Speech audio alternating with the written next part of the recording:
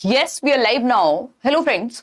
This is Himanshi and welcome to Let's Learn. सभी good evening, नमस्कार, राम राम, सत श्री अकाल, अस्सलाम वालेकुम. What are you feel connected with. आज बात करेंगे बिहार के बारे में, यानी बिहार लोक सेवा आयोग बीपीएससी जो एग्जाम लेने वाला है टीचर्स के लिए.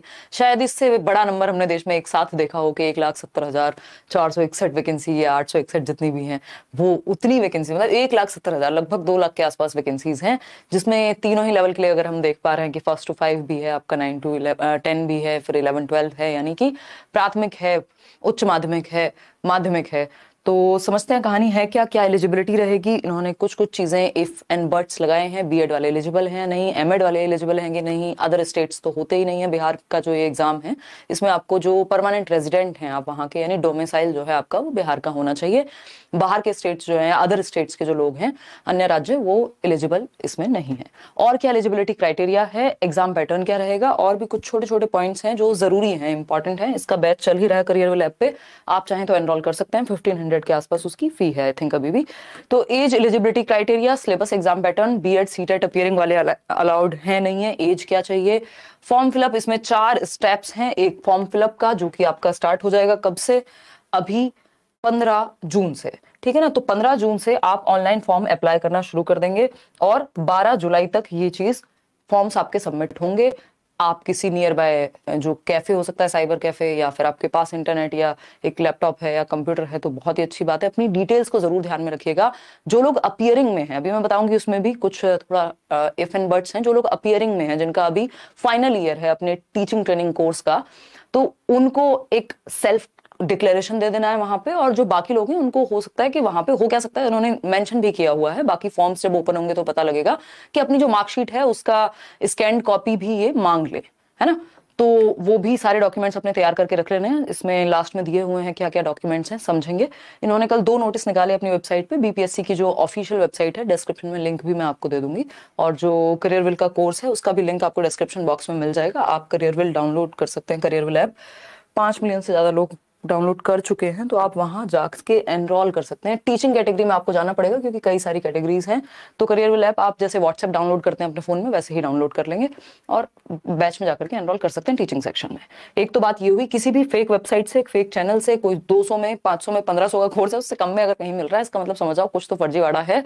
2 दिन वीडियोज चलेंगी, 5वें दिन नहीं चलेंगी. वो सब खराब तरीके हैं, लीगल वेज हैं इन कोर्सेज को यूज करने के. खैर, समझते हैं क्या कहानी है, बीएड वाले कैसे एलिजिबल हैं और क्या क्या इसमें चीजें मांगी हैं.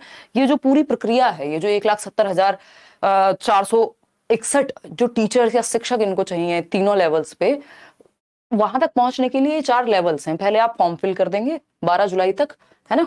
अभी 15 जून से 12 जुलाई तक फॉर्म फिलअप करेंगे. बहुत ही ध्यान से फॉर्म फिलअप करेंगे, कुछ चीजों का ध्यान रखेंगे. क्या एलिजिबिलिटी है, आप एलिजिबल हैं तो फॉर्म फिलअप करेंगे, नहीं तो नहीं. दूसरा पॉइंट है, एमसीक्यू बेस्ड आपका एग्जाम होगा, यानी ऑब्जेक्टिव टाइप वस्तुनिष्ठ पेपर जो है आपका होने वाला है, जिसमें जो मुख्य रोल है जो मैं देख पा रही हूँ, वो 120 नंबर का खेल है. लेवल चाहे कोई भी हो, क्योंकि 100 नंबर की लैंग्वेज है.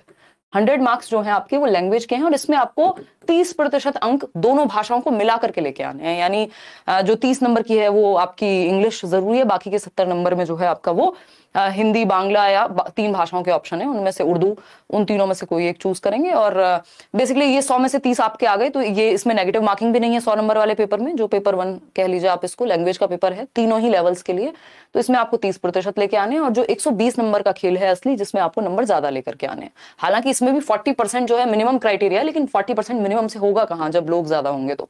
ठीक है ना. खैर, समझते हैं कहानी है क्या, आते हैं.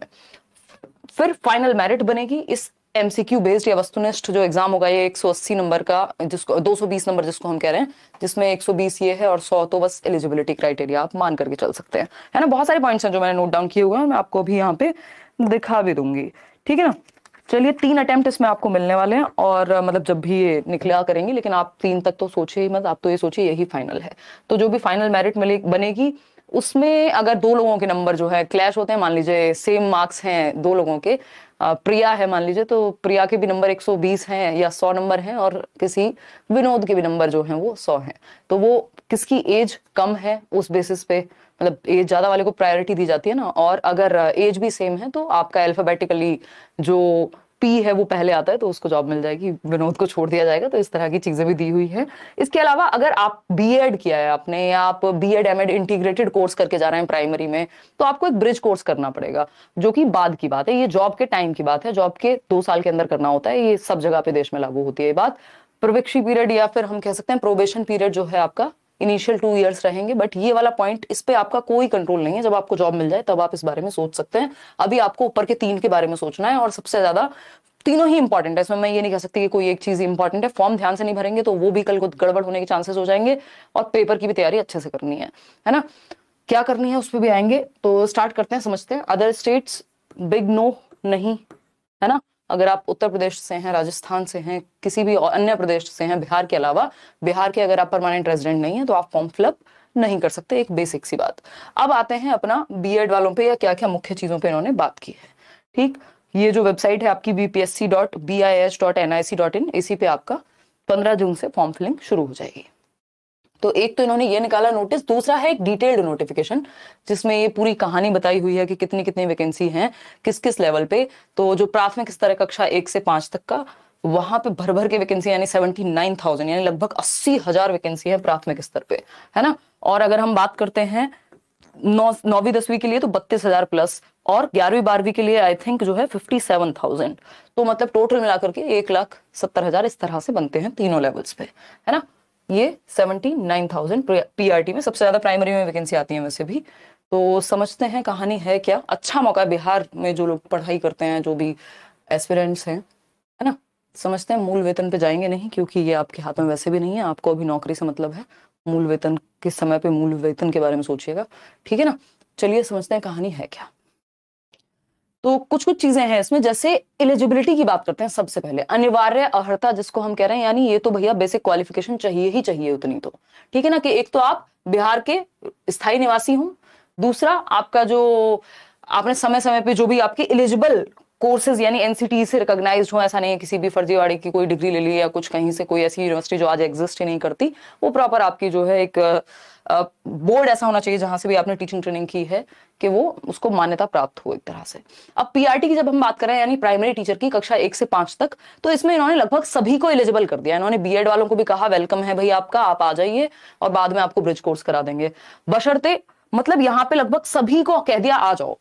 50% प्लस आपका सीटेट, आपका अगर कोई भी आपने डीएलएड किया है, कोई भी कोर्स जो भी आपका इक्विवेलेंट है, बीएलएड किया है, बीएड भी किया है, इवन 50% या 45% मार्क्स जो हैं अगर आपके हैं बीएड के विषय में। हालांकि इन्होंने 45% कहीं मेंशन नहीं किया, सिर्फ जो है 50% की बात की है। जिन्होंने बीएड किया है उनको 50% मार्क्स जो है जरूरी है ग्रेजुएशन में।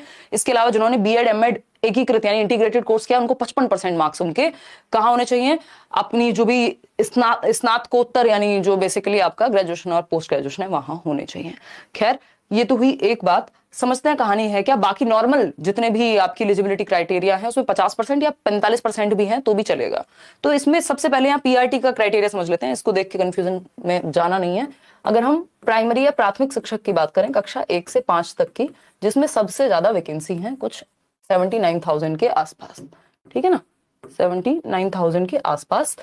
तो अगर प्लस ही है, तो अगर हम यहाँ बात कर रहे हैं तो कोई भी आपने जो भी अपना डिग्री या डिप्लोमा लिया हुआ है, डिप्लोमा प्लस आपका सीटेट पेपर 1, सीटेट पेपर 1, या फिर एस्टेट जो स्टेट एस्टेट नहीं बीटेट जो बिहार टेट होता है वो लेवल 1 के लिए ही होता था, बीटेट, है ना। इन दोनों में से कोई भी अगर एक आपने क्वालिफाई किया हुआ है तो बात बन जाएगी। और अगर आप अपने डिप्लोमा या डिग्री के आखिरी साल में भी हैं, मतलब ये कह रहे हैं 1 अगस्त तक आपके पेपर हो जाने चाहिए, 1 अगस्त तक, 1 अगस्त 2023 तक आपका आखिरी एग्जाम हो चुका होना चाहिए। ये आप एलिजिबल में भी अप्लाई कर पा रहे हैं, मतलब आप अपीयरिंग में भी अप्लाई कर पा रहे हैं। ये मैं पहली वैकेंसी देख रही हूँ, नहीं तो जॉब के लिए अप्लाई नहीं करने देते जब तक आपका डिग्री डिप्लोमा कंप्लीट नहीं हो जाता। तो 1 अगस्त 2023 तक अगर आपका आखिरी एग्जाम हो चुका है तो आप फॉर्म को अप्लाई मतलब फिल कर दीजिए अभी। 1 अगस्त से ही आपकी जो आयु सीमा है वो निर्धारित होगी। जो प्राइमरी लेवल के लिए है वो मिनिमम है 18 साल, मिनिमम 18 ईयर्स, और जो बाकी के लेवल्स हैं उन पे आपका 21 साल। ये मिनिमम की बात हो रही है। मैक्सिमम में महिला हैं आप तो 10 साल का रिलैक्सेशन, अगर आप पर्सन्स विद डिसेबिलिटी हैं, दिव्यांग हैं, तो आपका 10 साल का रिलैक्सेशन, अगर आप किसी सर्विस में हैं तो 3 साल का रिलैक्सेशन, मतलब इस तरह की बहुत सारी जो है छूट या रिलैक्सेशन जो है वो एज में है। उसके लिए आप एक बार वो डिटेल्ड नोटिफिकेशन जरूर देख लेंगे, वो मैं शेयर भी कर दूंगी टेलीग्राम पे, ठीक है ना। तो ये एक बेसिक सी बात हो गई।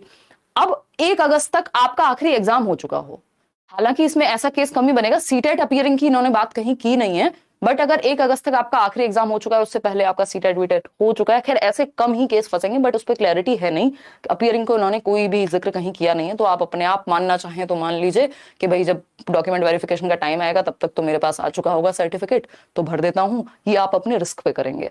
अदरवाइज 1 अगस्त तक आपका लास्ट एग्जाम होना चाहिए आपके सेकेंड ईयर में, अंतिम वर्ष में अगर आप हैं, अपने डीएलएड बीटीसी वॉट जो भी वहां पे चलता है तो वो आपने किया हुआ है, और उसके लास्ट ईयर में अगर आप हैं 1 अगस्त से पहले पहले आपका आखिरी एग्जाम हो जाना चाहिए। उसका जो आपको प्रवेश पत्र जिसको हम कहते हैं एडमिट कार्ड, वो सब भी संभाल के रखना है और सेल्फ डिक्लेरेशन यहाँ दे देना है। तो ये एक बेसिक बात हो गई। अब इसमें आपका डिप्लोमा भी चलेगा, आपकी डिग्री भी चलेगी, यानी बीएड भी चलेगा इसमें, इवन बीएड एमएड जो इंटीग्रेटेड कोर्स है वो भी चलेगा।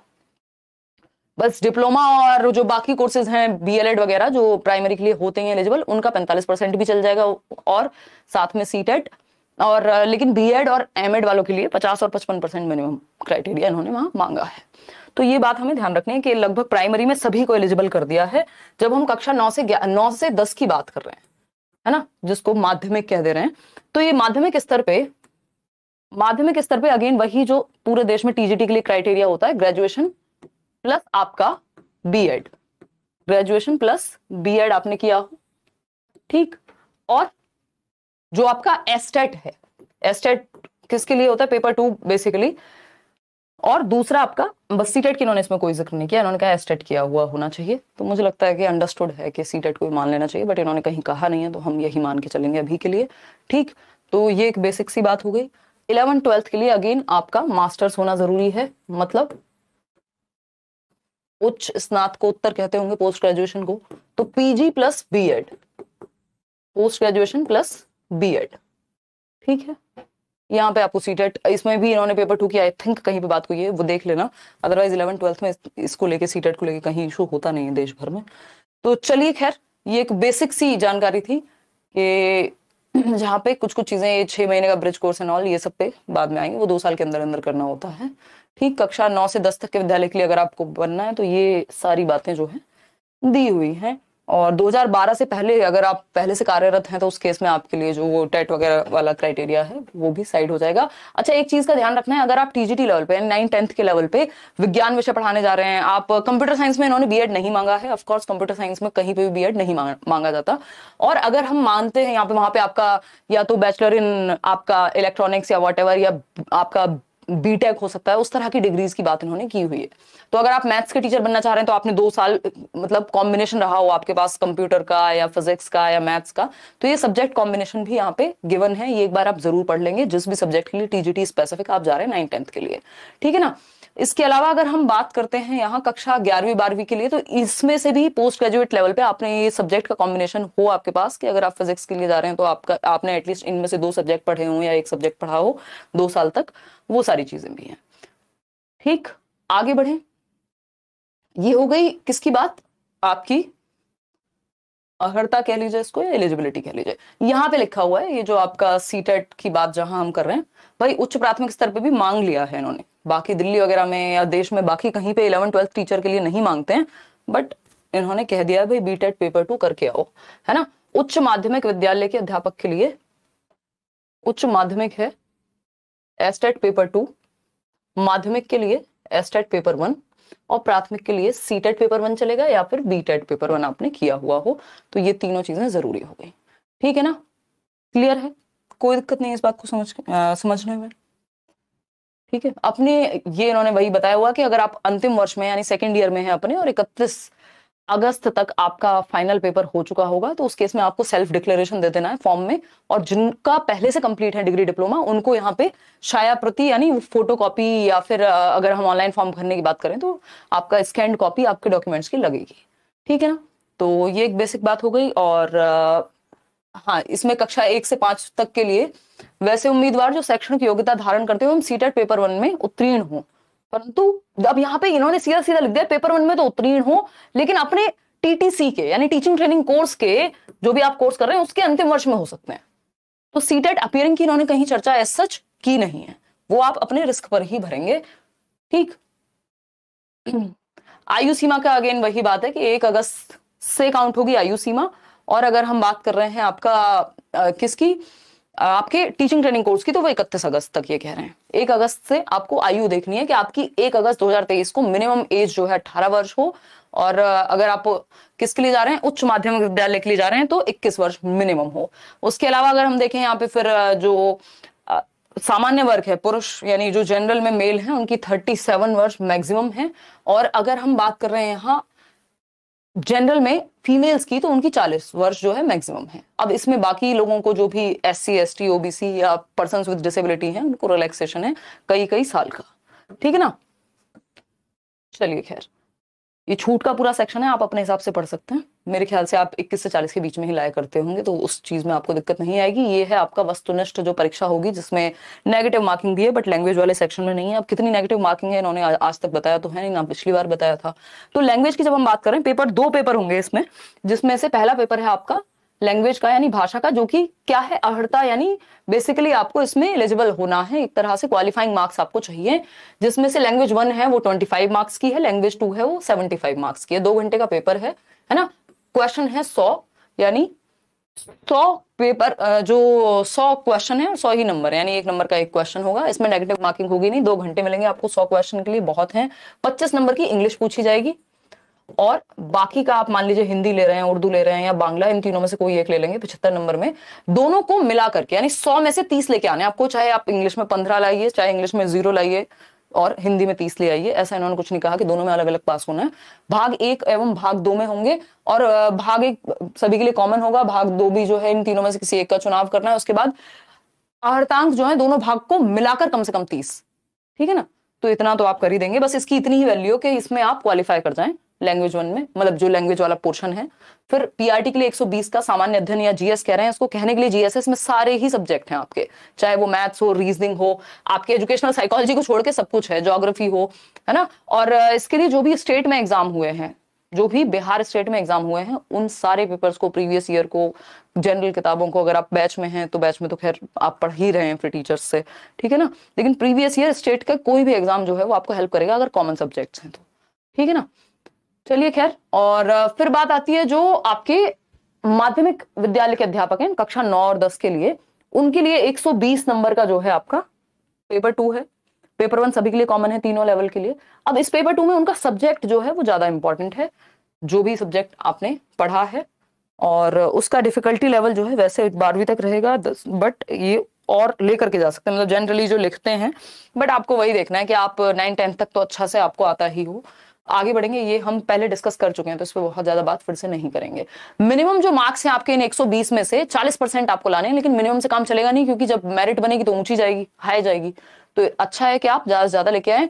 जनरल कैटेगरी 40% जो है मिनिमम है, लेकिन जो बाकी कैटेगरीज हैं उनमें 37.6 और इस तरह से छूट मिलेगी। लेकिन ये तो आप जितना ज्यादा लाएंगे मेरिट में, उतने ही ज्यादा चांसेस हैं आपकी नौकरी लगने के। और बाकी बातें मैं इसमें आपको बता चुकी हूँ ऑलरेडी, और कुछ बहुत ज्यादा नया बच नहीं जाता। इसके बाद कोई और आपका डाउट बच जाए तो आप कमेंट्स में पूछ लीजिएगा, लग के इसकी तैयारी कीजिए, समय आपके पास है। EWS एंड इन सब में जो भी छूट मिलेगी, इसके लिए आप एक बार इसको फिर से पढ़ लेंगे। और ये सारे सर्टिफिकेट आपको जो है, नो ऑब्जेक्शन सर्टिफिकेट ले लेना है अगर आप पहले से किसी जॉब में हैं तो, और आधार कार्ड चाहिए फोटो भरने का, वो आपके लिए फॉर्म फिल करने के लिए, हाल ही का खिंचा हुआ फोटो है ना, 2 फोटो चाहिए, लिखित परीक्षा के लिए जो है डाउनलोड करना है आपको चीजें हैं, और एडमिट कार्ड की प्राप्ति आपको बाद में हो जाएगी। ये सब चीजें, आप इतने इंटेलिजेंट हैं कि आपको पता है कि ये बेसिक प्रोसेस है, मैं ये मान के चल रही हूँ कि ये हमें पता है। चलिए फिर आज के लिए इतना ही रखते हैं। कुछ बेसिक बातें हैं, एक तो परमानेंट रेजिडेंट होंगे आप, डोमिसाइल चाहिए बिहार का। इसके अलावा बीएड एलिजिबल है प्राइमरी के लिए, इवन बीएड और एमएड का जो इंटीग्रेटेड कोर्स है वो भी एलिजिबल है। बस बीएड वालों को 50% मिनिमम चाहिए मार्क्स, और बीएड एमएड जो एकीकृत यानी इंटीग्रेटेड कोर्स है उनको 55%, और बाकी जो नॉर्मल जितने भी कोर्सेज हैं उनमें 45% भी चल जाएंगे, और 50 हैं तो 50 भी चल जाएंगे, ठीक है ना। और 5% रिलैक्सेशन है। ये जो एलिजिबिलिटी क्राइटेरिया है, इनमें जो भी ओबीसी, SC, ST या वुमेन कैंडिडेट्स हैं, सीटेट और बीटेट ये सारी बातें हम कर चुके हैं, इसके अलावा और कोई बात ऐसी नहीं है। मल्टीपल पोस्ट के लिए आप अप्लाई कर सकते हैं, आप प्राइमरी के लिए भी फॉर्म भर सकते हैं, आप टीजीटी के लिए भी, आप पीजीटी के लिए भी, यानी 1 से 5 के लिए भी, 9 से 10 के लिए भी और 11 से 12 के लिए भी। अगर आपने मान लो बीएड भी किया हुआ है, आपने ग्रेजुएशन भी किया हुआ है, पोस्ट ग्रेजुएशन भी किया हुआ है, डिप्लोमा भी किया हुआ है, या फिर आप बीएड की है और उससे पहले आप एमए भी कर चुके हैं, उससे पहले ग्रेजुएशन भी कर चुके हैं, तीनों लेवल का आपने बीटेट और ये सारा भी किया हुआ है, तो आप तीनों पोस्ट के लिए एक ही बार में एक ही फॉर्म से अप्लाई कर सकते हैं, ऐसा इन्होंने कहा हुआ है। ठीक है ना। और इसके अलावा तो और कोई ऐसी बात हमें यहाँ नहीं नजर आ रही है कि जो बहुत ही ज्यादा जरूरी हो। एक बार आप खुद भी पढ़ लेंगे, 15 पेज का नोटिफिकेशन है, जिससे कोई आपके इंटरेस्ट की बात है, यदि स्पेसिफिकली आपके सब्जेक्ट के लिए है, तो वो कॉम्बिनेशन आप एक बार वहां देख सकते हैं। बैच इसका चल रहा है और पेपर ये लोग लेंगे जल्दी ही, तो उसके लिए भी आप, हाँ, ऐप पर क्लास चल रही है। अच्छा, मेरी क्लास नहीं हुई है दिव्यांश, मैंने यार अभी 6-8 महीने बाद एक्सरसाइज शुरू की है, बहुत लंबे समय के बाद। अभी मुझे ये हाथ उठाने में भी दिक्कत हो रही है, इस चक्कर में ये वाली क्लास भी बस क्योंकि जरूरी था, ये कल बता चुके हैं इसको, तो मुझे लगा ये इन्फॉर्मेशन आपको दे देती हूँ। कल हम 7 बजे मिलेंगे बैच में, टेंशन नहीं लेनी है ना। और कल मिलेंगे बैच में पक्का, कोई टेंशन नहीं है। बाकी टीचर्स की आपकी क्लास हो ही रही है। चलिए आज के लिए इतना ही। लाइक शेयर सब्सक्राइब आप कर दीजिएगा। आगे भी ऐसे ही टीचिंग एग्जाम्स के लिए हम लोग डिस्कशन करते रहेंगे। थैंक यू सो मच, धन्यवाद।